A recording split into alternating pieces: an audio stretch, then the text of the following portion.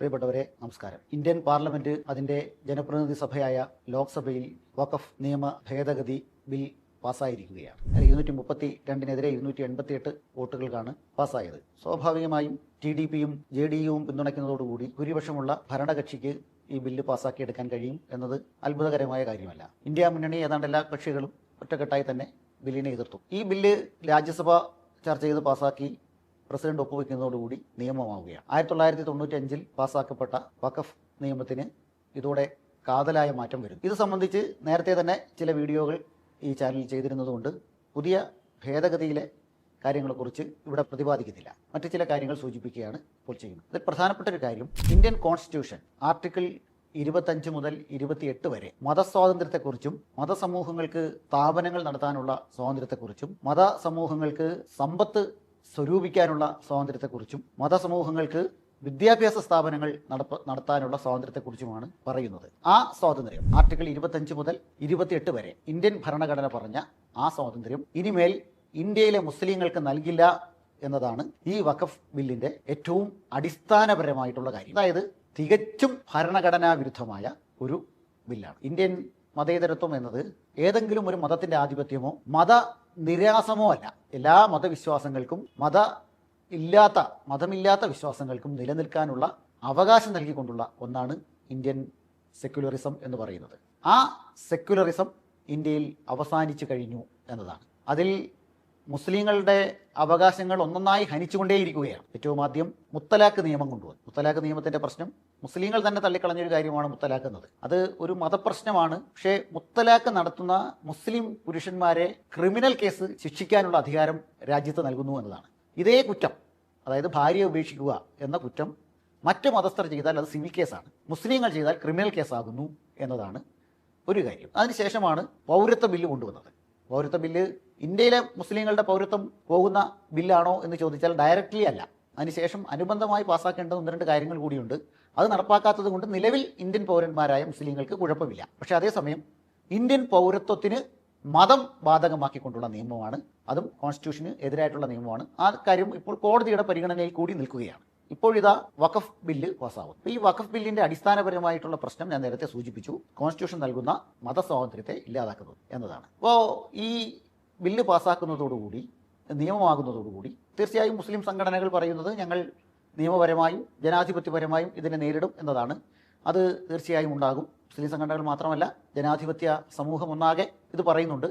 ലോക്സഭയിൽ അതാണ് കണ്ടത്. ഈ വഖഫ് ബില്ലിനെ എതിർക്കപ്പെടേണ്ടതാണ്, അത് കോൺസ്റ്റിറ്റ്യൂഷന് എതിരാണ് എന്ന പ്രശ്നം മാത്രമല്ല, വേറെയും പ്രശ്നങ്ങൾ നമ്മുടെ മുമ്പാകെയുണ്ട്. ഇന്ത്യയിൽ വഖഫ് ബില്ല് പാസ്സാകണം എന്ന് ശക്തമായി ആവശ്യപ്പെട്ടത് സംഘപരിവാറാണെങ്കിലും കഴിഞ്ഞ ദിവസങ്ങളിൽ കേരള കാത്തോലിക് ബിഷപ്പ് കോൺഫറൻസ് ആദ്യവും പിന്നീട് CBCI കേന്ദ്ര കാത്തോലിക് ബിഷപ്പ് കോൺഫറൻസ് ഓഫ് ഇന്ത്യയും രണ്ടും വഖഫ് നിയമത്തിന് അനുകൂലമായി വോട്ട് ചെയ്യണമെന്ന് രാജ്യത്തെ മുഴുവൻ രാഷ്ട്രീയ പാർട്ടികളോടും ആവശ്യപ്പെടും. വളരെ അത്ഭുതകരമായിട്ടുള്ളൊരു ആവശ്യമാണ്. എന്തുകൊണ്ടാണ് ഒരു ക്രിസ്ത്യൻ സമൂഹം ഇങ്ങനെ ആവശ്യപ്പെടുന്നത്? യഥാർത്ഥത്തിൽ ഇന്ത്യയിൽ ഏറ്റവും കൂടുതൽ മുസ്ലിങ്ങളോടൊപ്പം തന്നെ പീഡിപ്പിക്കപ്പെടുന്ന ജനവിഭാഗമാണ് ക്രൈസ്തവർ. കർണാടകയിൽ കഴിഞ്ഞതിന് തൊട്ടുമുമ്പത്തെ ഡിസംബറിൽ ഏതാണ്ട് നിലവിലുള്ള കോൺഗ്രസ് സർക്കാർ അധികാരത്തിൽ വരുന്നതിന് തൊട്ടുമുമ്പത്തെ വർഷം ഒരു ക്രിസ്മസ് വർഷത്തിൽ ദക്ഷിണ കാനറയിലെ ഒട്ടുമിക്ക പള്ളികളും അടച്ചിടേണ്ടി വന്നിരുന്നു എന്നത് നമ്മൾ ഓർക്കണം. കർണാടകയിൽ വന്നിട്ടുള്ള മതപരിവർത്തന നിരോധന നിയമം ക്രൈസ്തവരെ ടാർഗറ്റ് ചെയ്തുകൊണ്ടാണ് വന്നത്. ഇന്നത്തെ ദിവസം പോലും മധ്യപ്രദേശിൽ ജബൽപൂരിൽ ക്രൈസ്തവർക്ക് നേരെ അതിഭീകരമായ അക്രമം വിശ്വ ഹിന്ദു പരിഷത്തും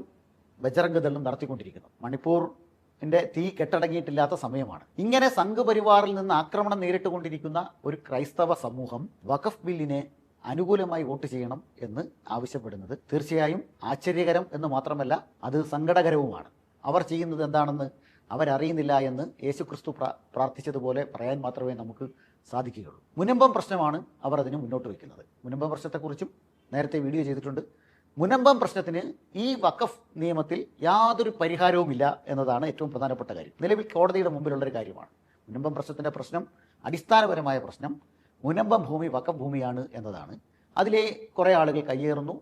ആ കയ്യേറിയ ആളുകൾ പിന്നീട് വില കൊടുത്തു വാങ്ങും. അങ്ങനെ വില കൊടുത്തു വാങ്ങിയ ഭൂമിയിലാണ് അവരിപ്പോഴുള്ളത്. യഥാർത്ഥത്തിൽ വഖഫ് ഭൂമി വിലയ്ക്ക് വിൽക്കാൻ പാടില്ല. അപ്പോൾ വിറ്റവർ കുറ്റക്കാരാണ്. വിറ്റത് ഫാറൂഖ് കോളേജ് മാനേജ്മെന്റ് ആണെങ്കിൽ അവർ കുറ്റക്കാരാണ്. അത് രജിസ്റ്റർ ചെയ്ത് കൊടുക്കാൻ പാടില്ല എന്നത് രജിസ്റ്റർ വകുപ്പിലെ ഉദ്യോഗസ്ഥരും പിന്നീട് പോക്കുവരവ് നടത്തിയ റവന്യൂ ഉദ്യോഗസ്ഥരും കുറ്റക്കാരാണ്. അങ്ങനെ വിറ്റവരും രജിസ്റ്റർ ചെയ്തവരും കുറ്റക്കാരായിട്ടുള്ള ഒരു കാര്യം. പക്ഷേ അതേസമയം കേരളത്തിലെ മുസ്ലിം സംഘടനകളുടെ നിലപാട് എന്തായിരുന്നു? വഖഫ് ഭൂമിയാണെങ്കിലും മധ്യസ്ഥ ചർച്ചകളിലൂടെ, ഉഭയകക്ഷി ധാരണകളിലൂടെ അവിടെ ഇപ്പോൾ വില കൊടുത്തു വാങ്ങിയവരെ കുടിയിറക്കാൻ പാടില്ല എന്ന മികച്ചൊരു സമീപനമാണ് കേരളത്തിലെ മുസ്ലിം സംഘടനകൾ എടുത്തത്. യഥാർത്ഥത്തിൽ കേരള സർക്കാരിനടക്കം ഉള്ള ആളുകൾ പ്രതിപട്ടികയിൽ നിൽക്കുന്ന ഒരു സ്ഥലത്താണ്. നിയമപരമായി വഖഫ് ഭൂമിയാണത്. നിലവിലുള്ള വഖഫ് നിയമങ്ങൾ അനുസരിച്ചും ഇപ്പോൾ നിലവിൽ കോടതിയിൽ വഖഫ് നിയമങ്ങൾ അനുസരിച്ച് വഖഫ് ട്രൈബ്യൂണലിൽ വിധി പറഞ്ഞാൽ അത് പിന്നെ കോടതിയിൽ ചോദ്യം ചെയ്യാൻ കഴിയില്ല എന്ന് പറയുമ്പോൾ പോലും മുനമ്പം പ്രശ്നം കോടതിയിലുണ്ട്.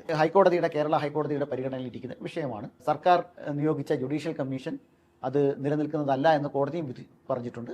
കോടതി മറ്റു കാര്യങ്ങളുമായി മുന്നോട്ട് പോവുകയാണ്. കോടതി വ്യവഹാരങ്ങളിൽ കൂടെയല്ല, മധ്യസ്ഥ ചർച്ചകളിലൂടെ പരിഹരിക്കണമെന്ന് തന്നെയാണ് മുസ്ലിം സംഘടനകളുടെ ആഗ്രഹം. അങ്ങനെ നിൽക്കെ തന്നെ മുനമ്പം പ്രശ്നത്തിന്റെ പേരിൽ ഇന്ത്യയിലെ ആകെ മുഴുവൻ മുസ്ലിങ്ങളുടെയും വിശ്വാസ സ്വത്തുക്കൾ കയ്യേറാൻ സംഘ് പരിവാറിനും ഇന്ത്യയുടെ മുസ്ലിം സ്വത്തുക്കൾ സ്വരൂപിക്കാനുള്ള മുസ്ലിങ്ങളുടെ അവകാശത്തെ തകർക്കാൻ ഇന്ത്യ ഭരിക്കുന്ന സംഘ് പരിവാർ ശക്തികൾക്കും ഭരണകൂടത്തിനും അനുമതി നൽകണം എന്ന് കാത്തോലിക്ക സഭ ആവശ്യപ്പെടുന്നത്, എല്ലാ ക്രൈസ്തവരും അങ്ങനെ ആവശ്യപ്പെടുന്നില്ല, പക്ഷേ കാത്തോലിക്ക സഭ അങ്ങനെ ആവശ്യപ്പെടുന്നത് അവർ തന്നെ ആത്മഹത്യ ചെയ്യുന്നതിന് തുല്യമാണ്. കാരണം മുസ്ലിങ്ങളെ പിടിച്ചു കഴിഞ്ഞാൽ പിന്നീട് അടുത്തത് ക്രൈസ്തവർക്ക് നേരെയാണ്. പ്രത്യേകിച്ച് ക്രൈസ്തവ സഭയുടെ സ്വത്തിനുമേൽ പ്രത്യേകമായി നിയന്ത്രണം സർക്കാരിലില്ല. ഒരു ചർച്ച് ബില്ല് വേണം എന്ന ആവശ്യങ്ങൾ ഉയർന്നു വരുന്നുണ്ട്. അത്തരം ഒരെണ്ണം BJP ഗവൺമെന്റ് കൊണ്ടുവന്ന അത് പിന്തുണയ്ക്കണമെന്ന് മുസ്ലിങ്ങൾ ആവശ്യപ്പെടുമോ? തീർച്ചയായും ഇല്ല.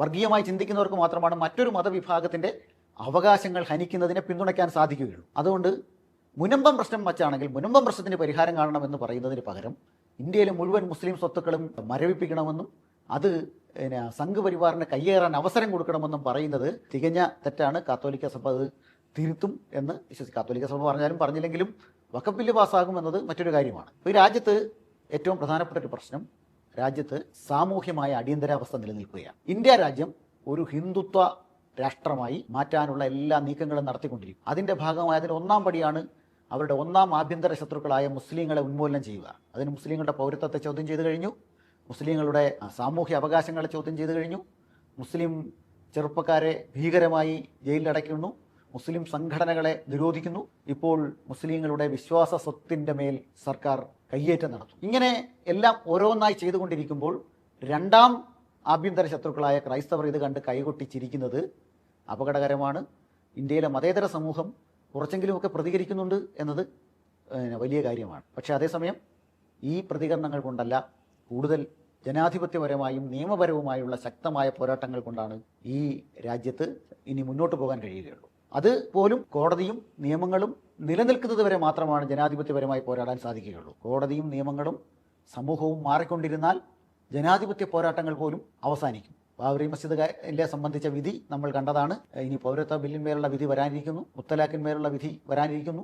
ഇതും കോടതിയിലെത്തും എന്നുള്ള കാര്യം ഉറപ്പാണ്. അതിന്മേലുള്ള വിധി വരാനിരിക്കുന്നു. കോടതി ഭരണഘടനാപരമായിട്ടാണോ വിധിക്കുന്നത്, വേറെ ആരുടെയെങ്കിലും ചട്ടുകമായി വിധിക്കേണ്ടി വരുന്നോ എന്നതൊക്കെ നമ്മൾ പരിശോധിക്കേണ്ടിയിരിക്കുന്നു. അതോടൊപ്പം തന്നെ ജനാധിപത്യപരമായ സമ്മർദ്ദങ്ങളും ഉണ്ടാകണം. അതാണ് ഇന്നത്തെ കാലത്ത് പൗരസമൂഹത്തിന് ചെയ്യാനുള്ളത്. അതിശക്തമായ ജനകീയ തെരുവിലിറങ്ങിക്കൊണ്ടുള്ള ശക്തമായ പ്രക്ഷോഭങ്ങൾക്ക് മാത്രമാണ് ഇനി ഈ രാജ്യത്ത് നിലനിൽപ്പ് എന്ന് നമ്മൾ ഓർക്കണം. ഭരണഘടനാ വിരുദ്ധമായിട്ടുള്ള നിയമങ്ങളെ എടുത്ത് തള്ളിക്കളയാനുള്ളൊരു ആർജവം രാജ്യത്തെ ജനത, ജനാധിപത്യ ബോധമുള്ള ജനത, മതേതര ബോധമുള്ള ജനത തയ്യാറാകണം. ഈ രാജ്യം ഹിന്ദുത്വയ്ക്ക് തീരെഴുതാൻ പാടില്ല.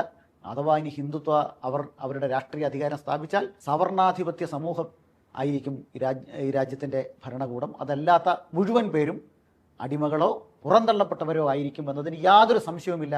അങ്ങനെ വേണമോ ഈ രാജ്യം? അംബേദ്കർ നേതൃത്വം നൽകിയ ഭരണഘടനാ അസംബ്ലി തയ്യാറാക്കിയ ഉജ്ജ്വലമായ ഭരണഘടനയുമായി മുന്നോട്ട് പോകുന്ന രാജ്യമായിരിക്കണമോ എന്ന ചോദ്യം മാത്രമാണ് ജനാധിപത്യ വിശ്വാസികളുടെ മുമ്പിലുള്ളത്. ഏവർക്കും അഭിവാദ്യങ്ങൾ.